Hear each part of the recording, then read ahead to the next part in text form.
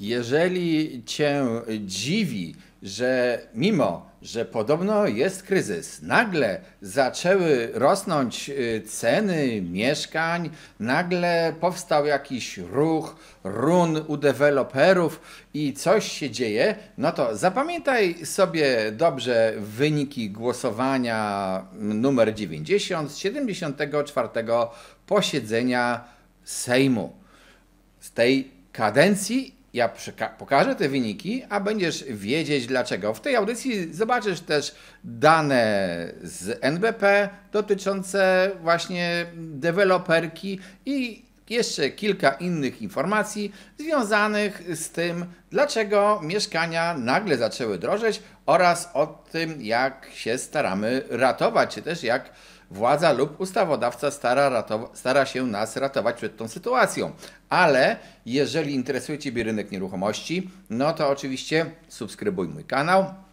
Pisz też w komentarzach, o czym chcesz audycję, bo tu znajdziesz sporo informacji o rynku nieruchomości, o zmianach w prawie, o trendach, ale też robimy chętnie audycje właśnie pod Wasze życzenie w oparciu o Wasze komentarze. Zanim pokażę te wyniki głosowania i w ogóle zanim powiem też, co się dzieje na tym rynku, oczywiście też chodzi o skutki nowej ustawy, dopiero w Sejmie, więc jeszcze ten proces legislacyjny trwa, nowej ustawy o bezpiecznym kredycie. Tak nazywa się ona popularnie, bo prawdziwa nazwa ustawy jest oczywiście inna. To troszeczkę wprowadzenia i zaczniemy od wykresu NBP z ankiet, które Narodowy Bank przeprowadził wśród deweloperów badań i co widzimy na tym wykresie. To jest struktura jak gdyby ceny mieszkania zbudowane, rozbita i co się znajduje w cenie mieszkania wybudowanego przez dewelopera. Ten taki fioletowy pasek, tu są różne miasta, ten fioletowy pasek to jest po prostu to, co deweloper sobie bierze dla siebie. Ten żółty pasek, no to są jego koszty budowy, takie te najważniejsze, istotne koszty. Tutaj są też jakieś jeszcze inne koszty, ale one są tak nieważne, że ich prawie nie widać na tym wykresie, a ten niebieski, te niebieskie słupki to są ceny gruntu. Czyli patrząc na ten wykres, tak dla jasności, dla uproszczenia, możemy pominąć te minimalne koszty projektów, koszty zarządzania inwestycją i skupić się na trzech głównych czynnikach, czyli ziemia, koszty budowy i to, co deweloper zarobi. I co my widzimy w tych miastach?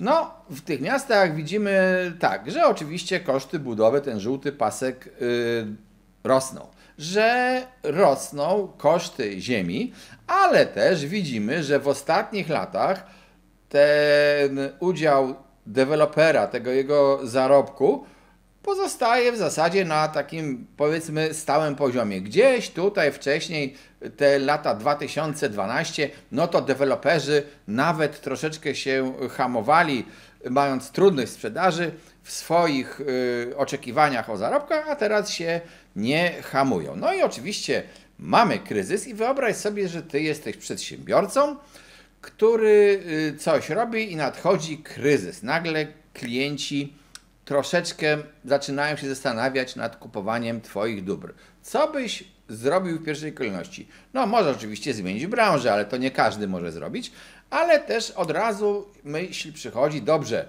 to może ja się przyjrzę swoim kosztom i będę ciął te zbędne koszty. I tak postępuje wielu przedsiębiorców, czasami nawet troszeczkę obniżają swój zysk, a tutaj u deweloperów, jak widać, tego zupełnie raczej nie widać. Dlaczego? No bo nagle przychodzi im polityka, mówię specjalnie polityka, bo to nie rząd, tylko jak pokażę to głosowanie, to wiele różnych partii przychodzi im z pomocą i uchwala ustawę, która tak naprawdę niby ma wspierać kupujących, tych poszukujących mieszkań, a tak naprawdę jest zaniesieniem pieniędzy wprost do deweloperów, pieniędzy z kieszeni nas podatników. Zobacz sobie, kto głosował za tą ustawą. Przypominam, to jest głosowanie pierwsze. To jeszcze ta ustawa musi być procesowana w Sejmie. Jeszcze chwilę jej uchwalenie zajmie, ale spójrzmy się, kto był za. Za był. Są ci na żółto oznaczeni. Czytamy sobie, że to był PiS, to była Koalicja Obywatelska, KP, Porozumienie, Kukiz, LD. No i to oni byli głównie za. Przeciwni, i to jest fajne, ludzie, którzy głosowali przeciw tej ustawie. Duża część lewicy głosowała przeciw, Konfederacja głosowała przeciw, Polska 2050 głosowała przeciw i wolnościowcy głosowali przeciw.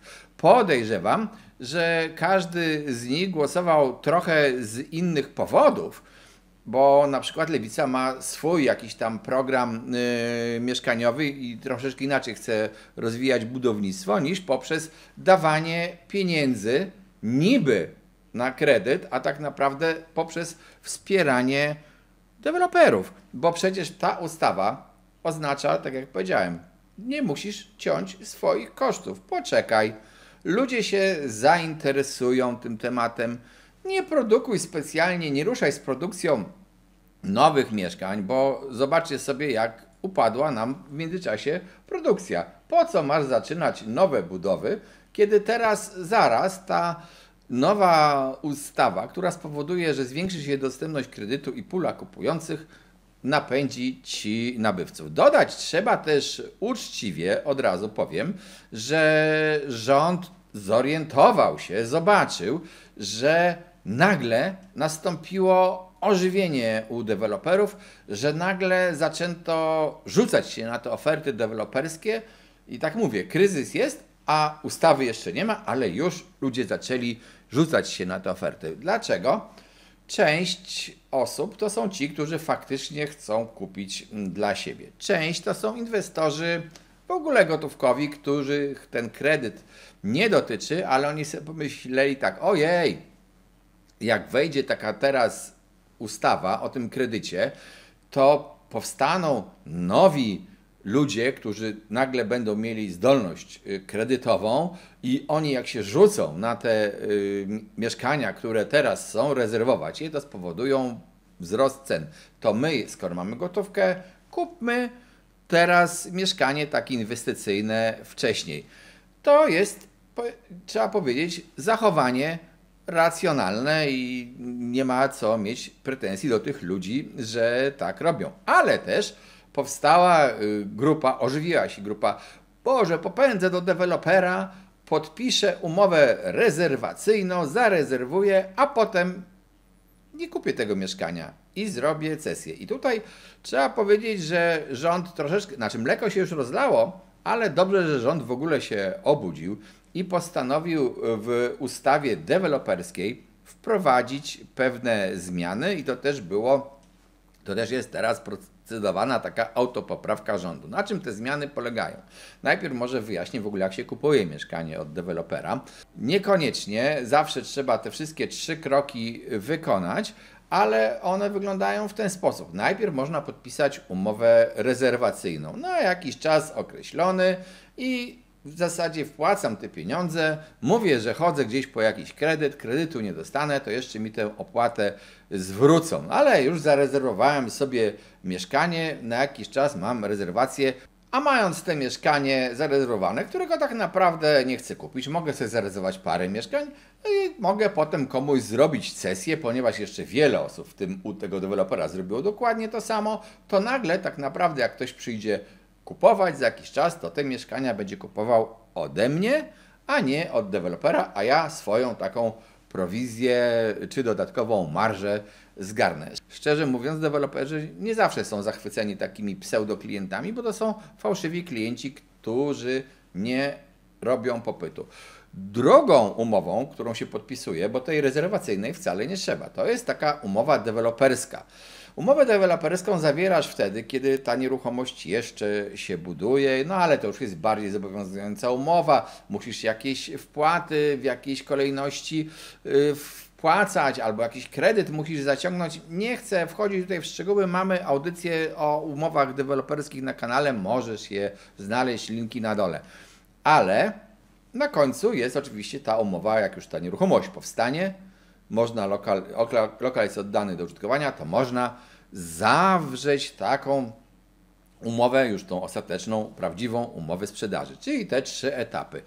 No, ale ci ludzie tacy, którzy pomyśleli sobie, zarobimy, najchętniej by wskakiwali na te najprostsze umowy, te rezerwacyjne i trzeba powiedzieć, tak się zaczęło dziać, bo już widać było takie lekkie drgnięcie cen, nawet tych cen ofertowych. Niektórzy deweloperzy liczą na tych klientów. Co zaproponował rząd?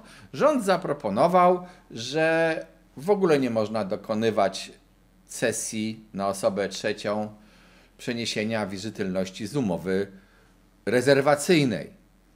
Co wyklucza cesję.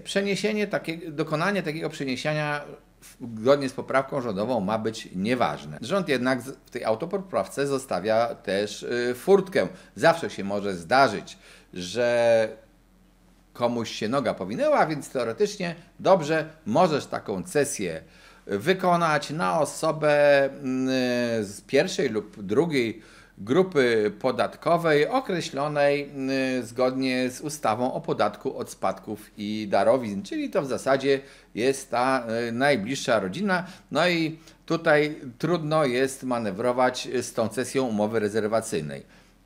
To ma być zablokowane. Zobaczymy jeszcze, jak to się obroni w końcowej wersji ustawy. Autopoprawka rządu dotyczy również umów deweloperskich, bo te również teoretycznie można cedować i żeby powstrzymać, też ograniczyć, utrudnić handel takimi umowami, to rząd wprowadził autopoprawkę polegającą na tym, możesz zrobić taką cesję raz na 3 lata.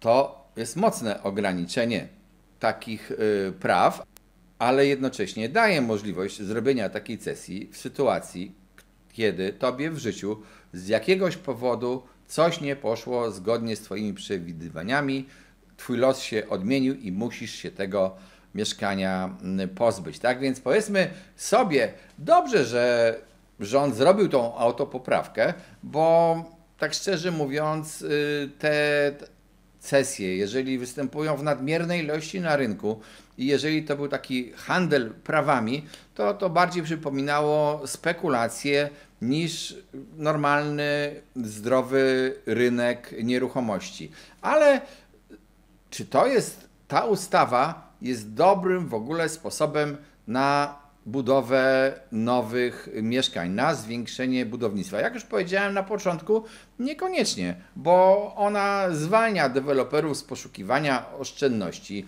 z walczenia o tańsze tereny, z różnych takich rzeczy, a przecież można zrobić przepisy, które umożliwią to, że tereny na przykład będą tańsze albo będą bardziej dostępne. I to nie tylko chodzi o planowanie przestrzenne, ale to tutaj odsyłam do innych audycji, bo ten temat wielokrotnie już poruszałem, ale na przykład o wreszcie załatwienie spraw tak zwanej renty planistycznej, opłat adiacenckich, podatków od posiadania ziemi i możliwości manewrowania różnego, także tak naprawdę jest to system opłat, który zniechęca w ogóle do działalności prorozwojowej, a jednocześnie umożliwia mrożenie ziemi, przechowywanie jej, chomikowanie, co skutkuje tak naprawdę wzrostem jej kosztów. Jak już też wspomniałem wcześniej, te partie głosowały różnie i różne były ich motywacje. Lewica ma zupełnie inny pomysł na budownictwo, bo na przykład oni sobie myślą, dobrze, powinno ruszyć budownictwo, ale powinno być takie bardziej, nazwijmy to, uspołecznione.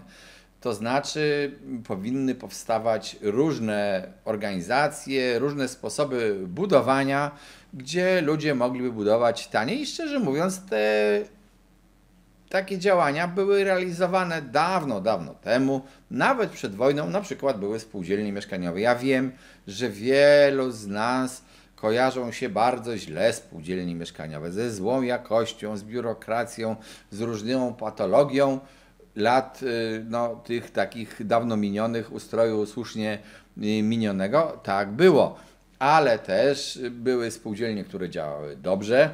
Budowano też wtedy, nawet za socjalizmu, na przykład osiedla domów jednorodzinnych w ramach spółdzielni ludzi prywatnych, nie jakichś takich molochów.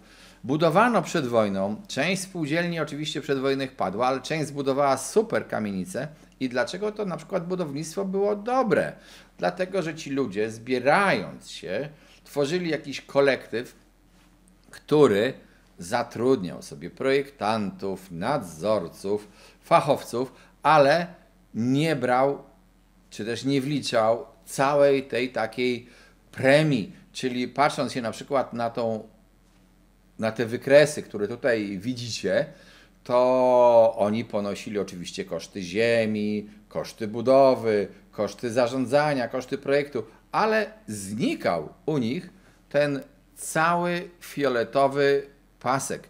Ja nie chcę wyjść na wroga deweloperów, bo zupełnie nie jestem wrogiem deweloperów, ale tak naprawdę, jeżeli chcemy zrobić budownictwo mieszkaniowe tańszym, no to musimy zastanowić się, gdzie są koszty, jakie dopuścić możliwość konkurencji, nie bazować na wyłącznie jednym modelu deweloperskim, nie robić ustaw, które tylko pozornie są dobrocią dla tych osób potrzebujących mieszkania, a tak naprawdę są zaniesieniem pieniędzy z kieszeni nas, podatników, do dewelopera, który widząc ten większy strumień pieniędzy, który nagle pojawia się na rynku, wcale nie musi zaczynać szukać oszczędności, a jak widać, nawet na tych wykresach, wracam do nich jeszcze raz, zobaczcie, okres tutaj 2012 mniej więcej na środku, czy wtedy deweloperzy mogli działać przy niższych marżach i przeżyli? Mogli i przeżyli. Widać wyraźnie, że te ich dochody były po prostu niższe. Niższe też nie tylko chodzi o kwotowo, ale procentowo w całej budowie i jakoś przeżyli, dali radę. Nie było jakiejś ogromnej fali bankructw. A potem oczywiście wiadomo, że rosną, no bo trzeba wykorzystać sytuację rynkową, kiedy jest ogromny popyt, a teraz powiedzmy popyt nie jest ogromny, ale za to dosypywane są pieniądze z Twoich podatków, z moich podatków, z jego podatków, a także z podatków Twojej babci emerytki, jeżeli ma odpowiednio dużą emeryturę, a może ma małą emeryturę. Kto wie, może dlatego, że trzeba dopłacać do różnych innych rzeczy, do takich programów. Jeżeli interesuje Ciebie rynek nieruchomości, subskrybuj nasz kanał. Jeżeli chcesz wiedzieć więcej, w ogóle poznać prawo, zasady obrotu nieruchomościami, zapraszam na szkolenia Syment24.pl, gdzie są szkolenia i dla pośredników, i dla inwestorów. Oczywiście też pisz nam w komentarzach, o czym chcesz audycję i przypominam, że wspierający nasz kanał dostają dostęp do ekstra treści. Zachęcam, dołączcie do miłego mi grona osób wspierających kanał, a też będzie miło, że doceniacie nasz wysiłek w robieniu tych audycji i zachęcacie nas w ten sposób do robienia kolejnych audycji. Cześć i trzymajcie się!